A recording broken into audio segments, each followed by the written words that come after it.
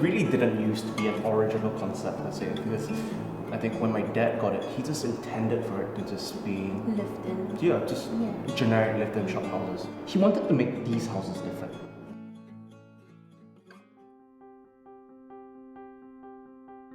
For Unit 11, it's got quite a unique facade. So the rest are basically, they've been painted.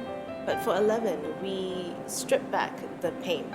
And when we were doing that, we discovered, you can see all the layers of what this house used to look like. So we know it kind of visually, you can see it used to be blue and pink and beige and brown.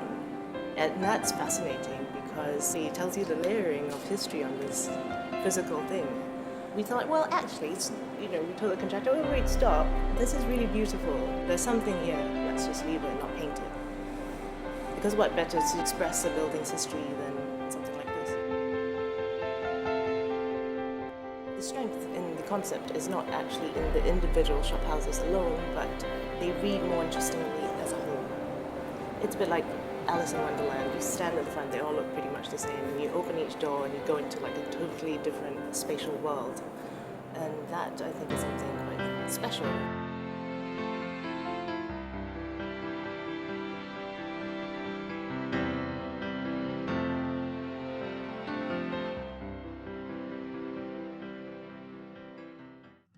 I'm managing this unit right now, which is Unit 15.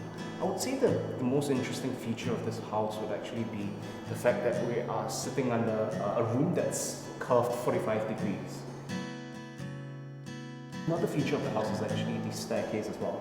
So the architects were actually American trained, and my dad always likes to tell us that the angles of the staircase is actually mirrored after the canyons in the US.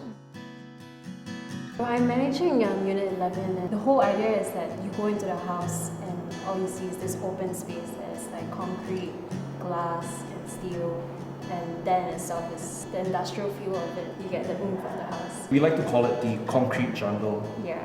Because it is exactly that. This is always a perennial struggle between re-architecturing for modern usage versus preserving old memories, old monuments. In order for it to be relevant, we have to make certain sacrifices. But in land-scarce Singapore, you cannot afford to keep open space like that. So URA has done a good job in preserving what they think is possible and then letting us have some flexibility to maximize the land usage.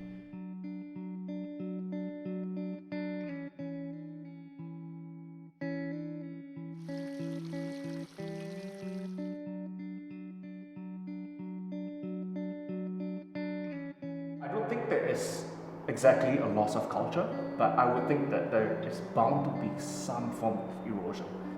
These are things that can't really be avoided. You just need to manage it, and you just need to know that, look, you want to preserve this jewel, you want to preserve culture, and to do that, it actually requires effort.